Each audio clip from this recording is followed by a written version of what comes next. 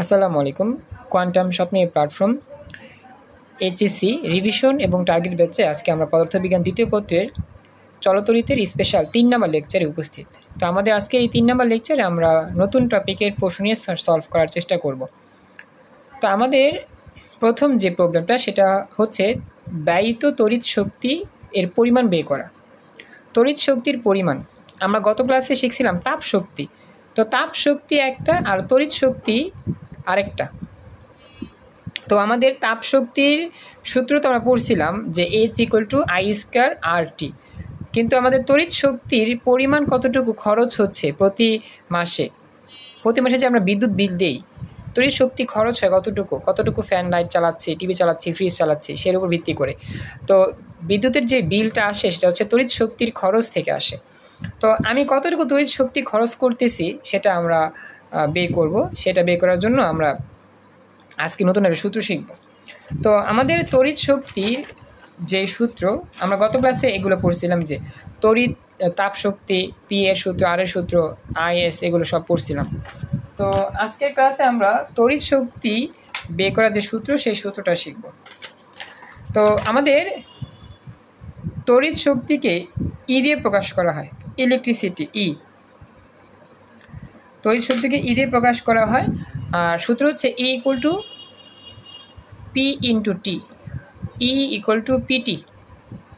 এটা হচ্ছে তড়িৎ শক্তি বের করার সূত্র, E=PT, যেখানে P হচ্ছে আমাদের ক্ষমতা, কতগুলো ফ্যান চালাচ্ছি, কতগুলো লাইট জ্বালাচ্ছি সেটা।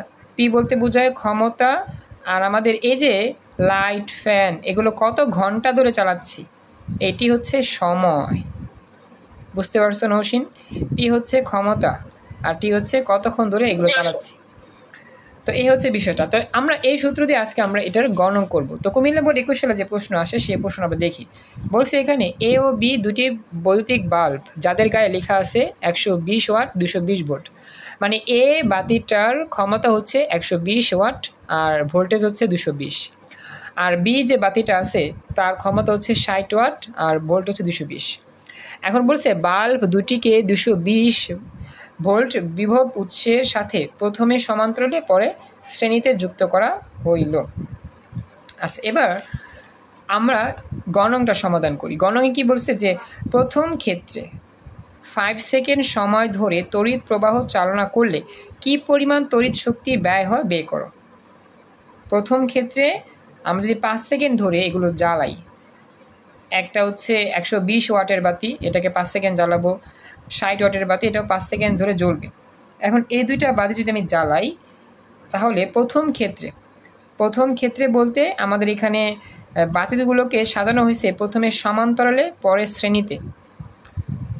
দেখো কথাটা কি বলছে, বাতিগুলোকে সাজানো হয়েছে কি সমান্তরালে প্রথমে, তারপর সাজানো হয়েছে কি শ্রেণীতে। তো সমান্তরালে যখন সাজানো হয়েছে সে অবস্থায় আমার 5 সেকেন্ড ধরে যদি বাতিগুলো জ্বলে তাহলে কি পরিমাণ বিদ্যুৎ শক্তি খরচ হবে সেটা আমরা বের করব। তো দেখো এতটুকু কথা বুঝতে পারলা কিনা। এবার আমি সমান্তরালে সার্কিটটা আঁকি। দুইটা বাতি আমাদের সমান্তরাল আছে। তো কিরকম ভাবে হবে চিত্র হবে এরকম। দেখো এই যে আমাদের উপরে একটা বাতি, নিচে একটা বাতি, সমান্তরাল বলতে এটাই বুঝে উপরে নিচে। আর এই দুইটা বাতি কিন্তু 220 ভোল্টের বিদ্যুৎ শক্তি দিয়ে কি করা আছে, জয়েন করা আছে। দেখো তো চিত্র দেখা যাচ্ছে, ভালো করে দেখা যায়। উপরে একটা বাতি, নিচে একটা বাতি, উপরে বাতি 120 ওয়াট, নিচের বাতি 60 ওয়াট, আর এই দুইটা একসাথে সমান্তরাল আছে এবং 220-এর সাথে লাগানো, মানে 220 ভোল্টের সাথে লাগানো আছে। চিত্র বুঝতে পারছো? এবার দেখি আমাদের চিত্র থেকে কি কি কথা বলছে আমরা একটু খেয়াল করব। বলছে প্রথম ক্ষেত্রে গঠিত বর্তনীটি নিম্নরূপ। প্রথম ক্ষেত্রে বাল্ব দুটিকে সমান্তরালে যুক্ত করায় উভয় বাল্বের দুই প্রান্তের ভোল্টেজ একই হবে, 220 হবে।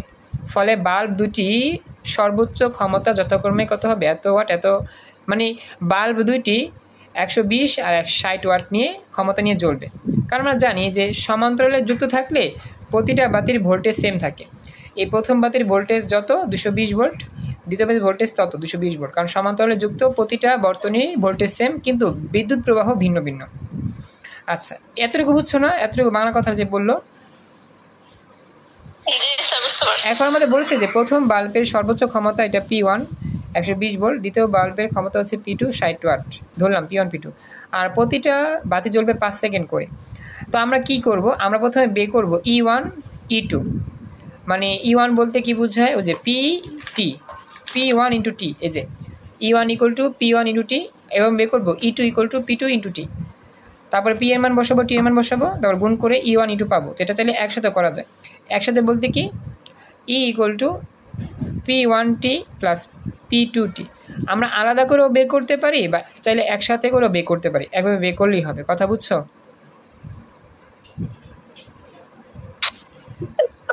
তো এখন আমি মান বসে দিলাম। P1 এর মান হচ্ছে আমাদের 120, টি এর মান হচ্ছে 5, P2 এর মান হচ্ছে 60, টি এর মান হচ্ছে 5। তো এখানে মানটান বসে গুণ করলে মান আসবে 900 জুল। এটাই অ্যান্সার। অর্থাৎ আমাদের এই দুইটা বাতি যদি 5 সেকেন্ড ধরে জ্বালাই, তাহলে আমাদের 900 জুল তাপ শক্তি খরচ হবে বা ব্যয় হবে। তো দেখো বুঝতে পারলা কিনা এতটুকু? আচ্ছা, এটা আমাদের শেষ। তো এবার আমরা যাচ্ছি আমাদের গহনঙে। গহনংটাও আমরা পারবো, ইজি আছে আমাদের, একসাথে আলোচনা করে ফেলি। যেহেতু আমাদের এই টপিকের অঙ্ক সূত্র তো আমরা জানি, এটা দিয়ে আলোচনা করে ফেলি। গহনঙে বলছে যে সংযোগের ধরন পরিবর্তনের ফলে বাল্ব দুইটির উজ্জ্বলতার কোনো পরিবর্তন হবে কিনা। মানে প্রথমে আমি সমান্তরালে যুক্ত করছি বাতিগুলা, পরে যুক্ত করছি কি শ্রেণীতে। এখন আমাদের এই সংযোগের ধরন চেঞ্জ করছি, মানে প্রথমে সমান্তরাল থেকে পরে শ্রেণী করছি। এই যে আমাদের ধরনটা চেঞ্জ হয়েছে, মানে সাজানো সিস্টেমটা চেঞ্জ হয়েছে। তো এখন আমাদের বাতিগুলোর যে উজ্জ্বলতা, মানে বাতিগুলা আগের মতোই পরিপূর্ণভাবে জ্বলবে, নাকি বাতিগুলোর উজ্জ্বলতা কমে যাবে। মানে সমান্তরালে থাকলে বাতিগুলো কেমন জ্বলবে, বেশি উজ্জ্বল হবে, মানে বেশি আলো দিবে, নাকি শ্রেণীতে করলে আবার আলোটা কম দিবে। মানে এই যে আমি সংযোগ পরিবর্তন করছি, সমান্তরাল থেকে শ্রেণীতে যুক্ত করছি, তো এই রকম অবস্থা যদি চেঞ্জ করি, তাহলে বাতিগুলোর এই যে পাওয়ার, বাতিগুলোর যে আলো দেওয়ার ক্ষমতা, এগুলো কি কমে যাবে না বেড়ে যাবে, নাকি একই পরিমাণ আলো দিবে, উজ্জ্বলতা কি সেম থাকবে কিনা, এটা আমাদের বের করতে বলছে। কথা কি বুঝতে পারছো? আচ্ছা, তো এখন আমাদের উজ্জ্বলতা বেশি হবে না কম হবে, এটা আমি কেন বের করবো? এটা বের করার জন্য আমাদের ক্ষমতার সূত্র নিয়ে আসতে হবে। তো আমরা কিন্তু জানি যে আমাদের ক্ষমতার যে সূত্র ছিল সেটা কি ছিল, ওই যে P equal to V square by R. হ্যাঁ, কিছু বলতেছো? আচ্ছা, তো এটা কিন্তু আমরা জানি, এটা হচ্ছে ভোল্টেজ দিয়া।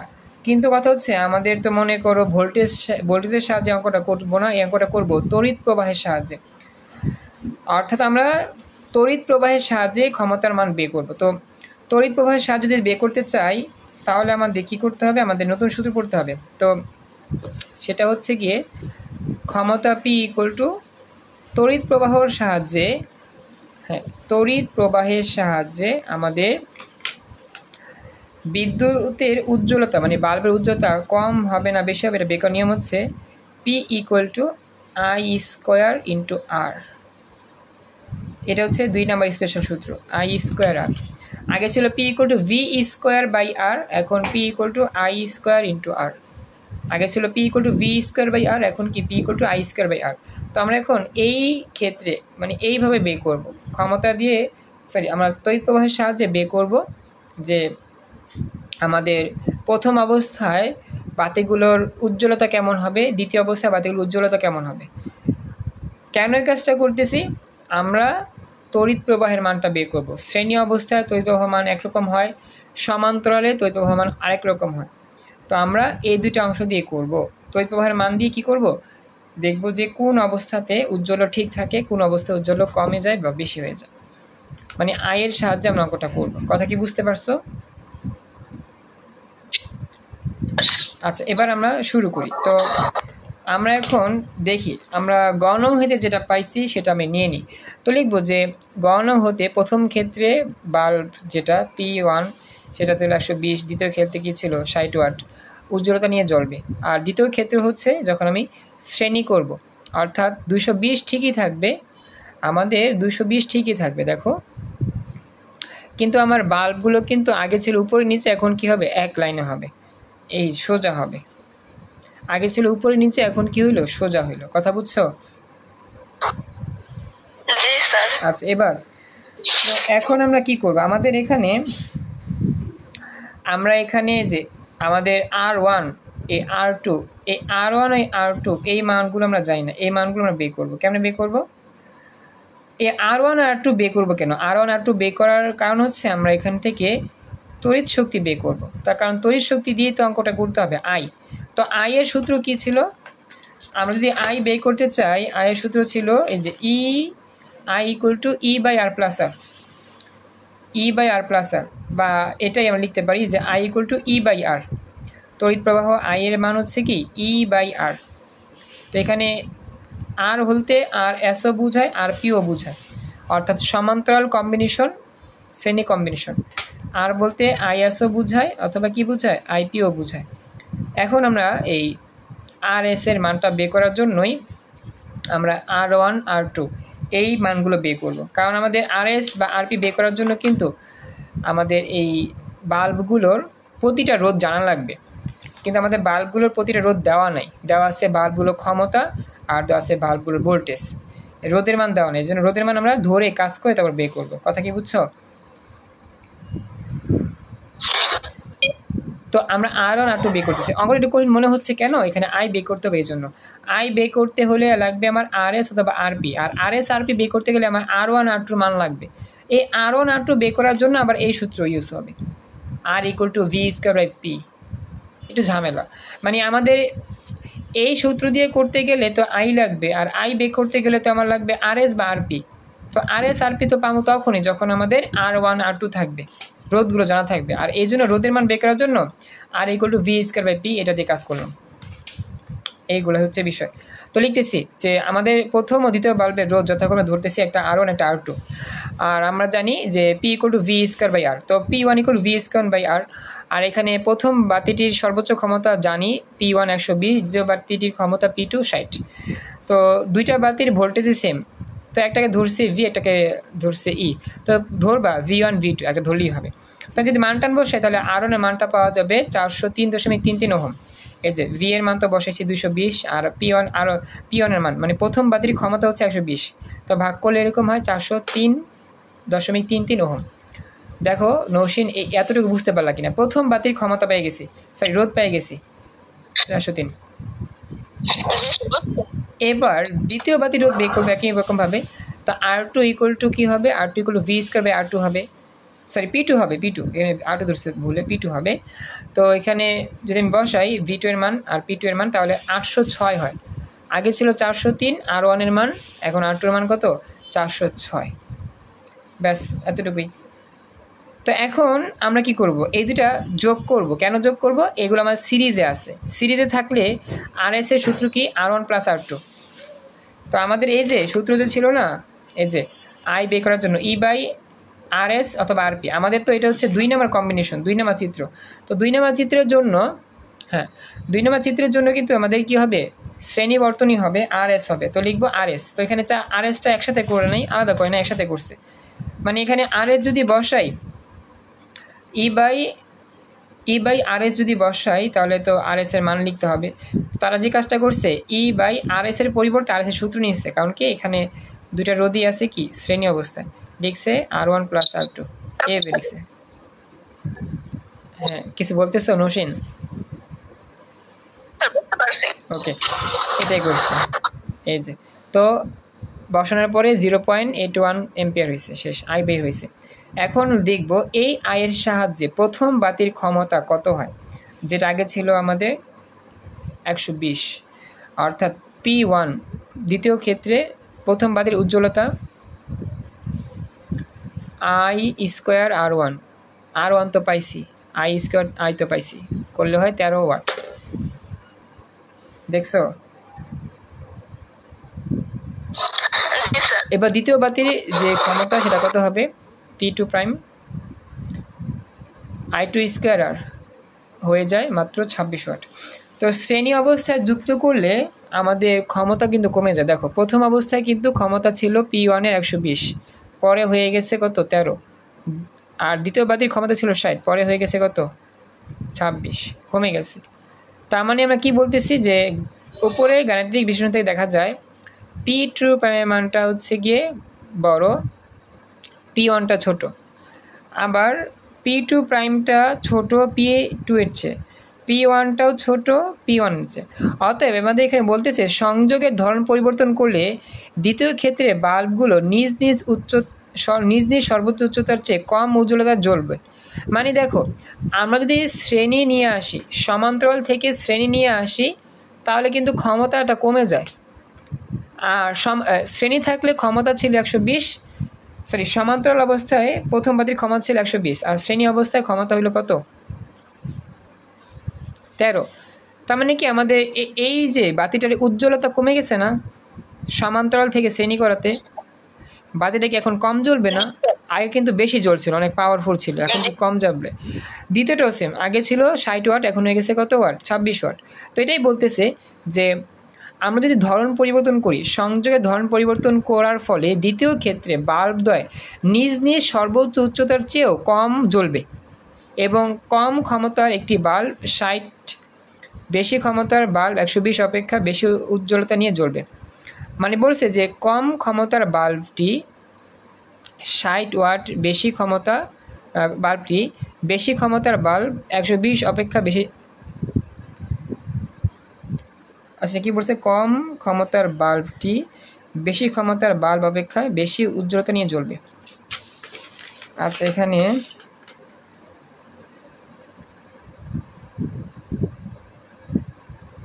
আচ্ছা আমাদের এতটুকু মানে এই লাইনটুকু আমরা যদি নাও দিই তাহলে সমস্যা নেই। এই লাইনটুকু আমাদের একটু মানে লিখছে যেভাবে, এটা বুঝতে সমস্যা হচ্ছে। এই লাইনটা বাদ দিয়ে জাস্ট এতটুকু লিখলে হবে যে উজ্জ্বলতা কমে যাবে, এটা বললেই হবে। কারণ আমরা জানি আমাদের আগে ছিল কি 120 আর একটা 60, এখন কি আসছে 13 আর হচ্ছে কত 26।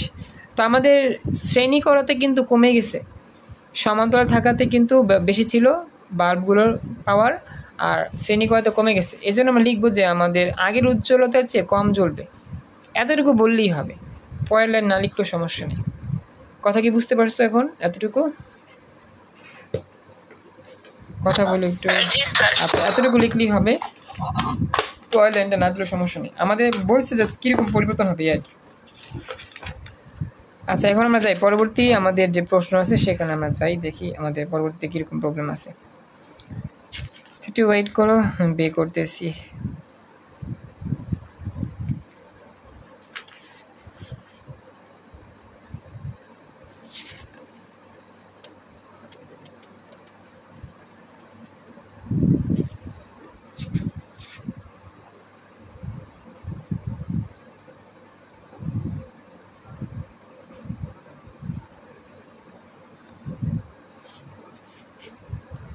দেখো, আমাদের একটা প্রশ্ন আছে তাপ শক্তিরই, বরিশাল বোর্ড 21 আসা প্রশ্ন।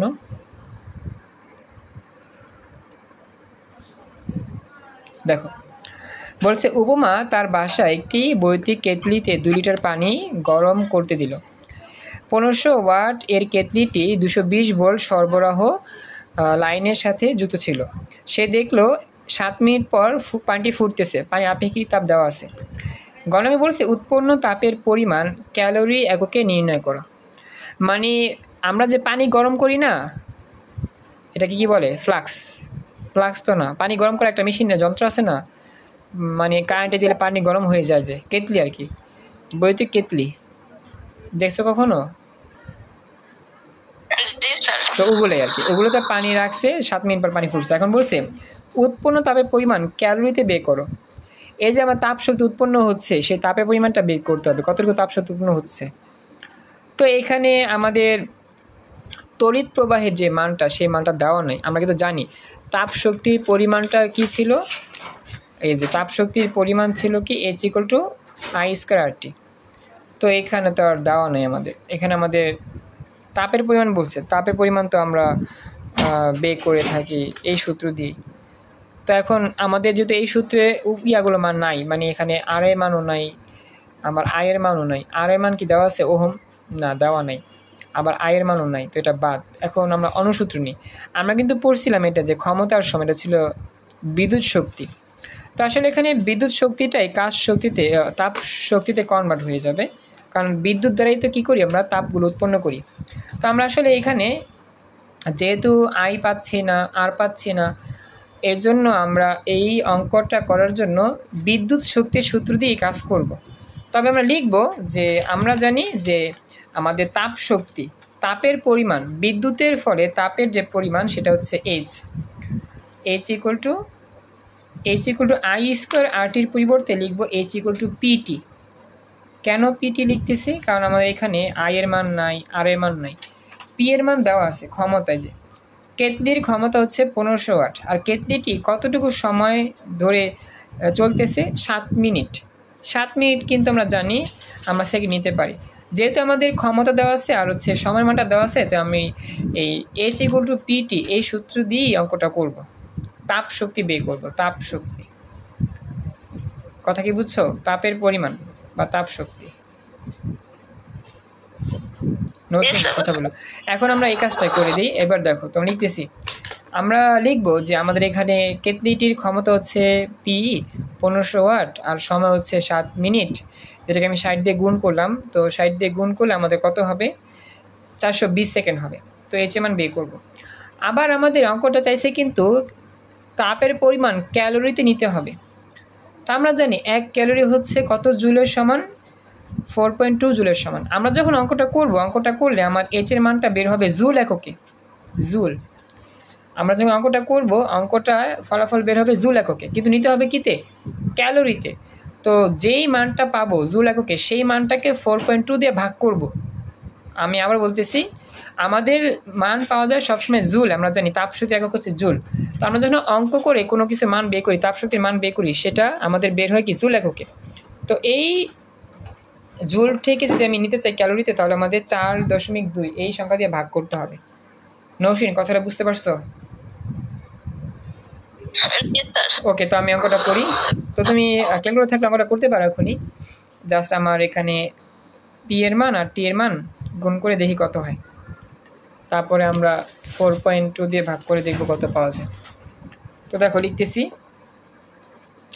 তো লিখবো যে এখানে আমরা জানি H equal to P into T. তো এখানে আমরা লিখলাম, বুঝি না কি বললাম?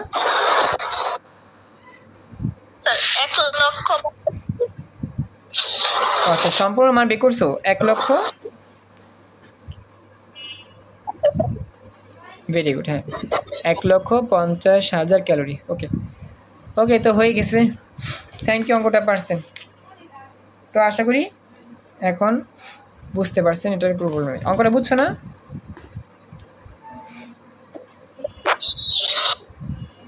এটা আমাকে জানো, অঙ্কটা কি বুঝতে পারছো? আচ্ছা ঠিক আছে, এবার দেখি আমরা যে আমাদের এই যে গহন অঙ্কটা সমাধান করা যায় কিনা। গহন অঙ্ক কি বলছে? উপরোক্ত তথ্য থেকে ওই দিনের কক্ষ তাপমাত্রা নির্ণয় করা যাবে কিনা বের করো। তো কক্ষ তাপমাত্রা কি? মানে যেই তাপমাত্রাটা আমাদের রুম টেম্পারেচার আর কি। তো এটা বের করার জন্য আমাদের সূত্র নিয়ে কাজ করতে হবে। তো আমরা কিন্তু এটা জানি যে আমাদের তাপগতিবিদ্যার একটা সূত্র ছিল, তাপ শক্তিকে কিউ দিয়ে প্রকাশ করতাম। তাপ শক্তি কি ইকুয়াল টু, মনে আছে বলো তো সূত্রটা কি ছিল? M S del theta, sorry del T আর কি। আচ্ছা, ও ডেল তো হচ্ছে এই চিহ্নটা, del T, M S del T, মনে আছে না? আচ্ছা, তো আমাদের এখানে তাপ শক্তিকে কি দিয়ে প্রকাশ করা হয়? এই অধ্যায়ে চলতরিতে তাপ শক্তিকে আমরা এইচ দিয়ে প্রকাশ করে থাকি। তো এইচ দিয়ে প্রকাশ করলাম ইকুয়াল টু এম এর মতো এম থাকবে, এস এর মতো এস থাকবে, এম এস। এখন আমাদের এখানে তাপমাত্রা বলছে, তাপমাত্রা। তো এই অধ্যায়ের মধ্যে আমরা তাপমাত্রাকে টি দিয়ে না করে থিটা দিয়ে প্রকাশ করব, থিটা। তো আমাদের ডেলের মতো ডেল থাকবে, আর আমাদের হবে কি থিটা। ডেলের মতো ডেল থাকবে, এখানে হবে কি থিটা, ডেল থিটা। কথা কি বুঝছো? তো ডেল থিটা বলতে কি বোঝায়? ডেল থিটা বলতে বোঝায় আমাদের পরিবর্তন, থিটা 2 মাইনাস থিটা 1, এইটা। ডেল ডেল থিটা বলতে বোঝায় পরিবর্তন, theta two minus theta one. আচ্ছা এবার দেখি আমাদের এই বিষয়গুলোতে কি কি মান দেওয়া আছে। এখানে আমাদের দেওয়া আছে তাপমাত্রার কি মান দেওয়া আছে, ফুটতেছে বলছে না, ফুটতে মানে কি 100°C, মনে রাখবা। ফুটতেছে মানে কি কত ডিগ্রি সেলসিয়াস, 100°C, এতটুকু মনে রাখতেই হবে। আচ্ছা এখন প্রাথমিক তাপমাত্রা, এটাকে আমি পরবর্তী তাপমাত্রা ধরবো। প্রথমে পানি নর্মাল থাকে, তারপরে কি গরম হয়ে ফুটে থাকে। আচ্ছা এখন আমরা শুরু করি। তো আমরা আপেক্ষিক তাপ এস এর মান জানলাম 4200, সময় হচ্ছে 120 সেকেন্ড, 420 সেকেন্ড। কেটলির ক্ষমতা দেওয়া আছে, পানির আয়তন হচ্ছে 2 লিটার, এটাকে আমরা 1000 ভাগ করে ঘনমিটার নিলাম। পানির ঘনত্ব 1000 জানি, আয় তাপমাত্রা থিটা ওয়ান ধরবো, চূড়ান্ত তাপমাত্রা থিটা টু 100°C, কারণ পানি ফুটতে শুরু করে। কথা বুঝতে পারছো এগুলো? দেখো তো আয়তনটাকে ঘনমিটার নিচ্ছি, যেটাতে ঘনমিটার নিয়ে কাজ করতে হলো। ধরি পানির ভর হচ্ছে এম, তো আমরা পানির ভরটা আমার লাগবে, কারণ কি যে এম এস ডেল থিটা, তো এম তো লাগবে। আমরা জানি M equal to rho B সিম, এই যে M equal to rho B সিম, রো ভি, রো হচ্ছে পানির ঘনত্ব, ভি হচ্ছে পানির আয়তন, যেটাকে 1000 দিয়ে ভাগ করে মিটার নিচ্ছি, তো 2 কেজি হইলো। দেখো আমি আমার পাইছি 2 কেজি, বুঝছো? এরপরে আমাদের H equal to M S del theta, তো এইচ এর পরিবর্তে লিখতে পারি যে পিটি, তো লিখে দিলাম H equal to PT M S del T. তো ডেল থিটা আর কি, ডেল থিটা রাখবো, পিটি বাই এম এস হয়ে গেল, তার মান বসাচ্ছি। আর ডেল থিটা বলতে theta two minus theta one হয়। দেখো বুঝছো কিনা লাইনগুলো? পি এর মান বসালাম, টি এর মান বসালাম, এম এর মান বসালাম, এস এর মান বসালাম। তো এই থিটা টু এর মান হচ্ছে 100 minus theta one equal to 75, এগুলো করলে 75 হবে। তো যদি আমি এই থিটা ওয়ানকে ডান পাশে নিয়ে আসি প্লাস হবে, বাম পাশে 75 হলে মাইনাস হবে, 100 মাইনাস 75 মানে 25°C, অর্থাৎ আমাদের তাপমাত্রা কত হয় 25°C। অর্থাৎ উদ্দীপকের ওই দিন কক্ষ তাপমাত্রা নির্ণয় করা সম্ভব। ওই দিন তাপমাত্রা ছিল 25°C, মানে বলছে কক্ষ তাপমাত্রা নির্ণয় করা সম্ভব কিনা। কক্ষ তাপমাত্রা বলতেই বোঝায় থিটা ওয়ান, আর থিটা ওয়ানের মানটাই কত ডিগ্রি সেলসিয়াস, 25°C। তো দেখো এতটুকু অংশ ভালো করে বুঝতে পারলা কিনা? জি স্যার। তো আজকের মতো আমি ক্লাসটা এখানে রাখতেছি, একটু আগে ছাড়লাম, কিছু মনে করো না। আজকের মতো আমরা 3 নম্বর ক্লাস এখানেই শেষ করলাম।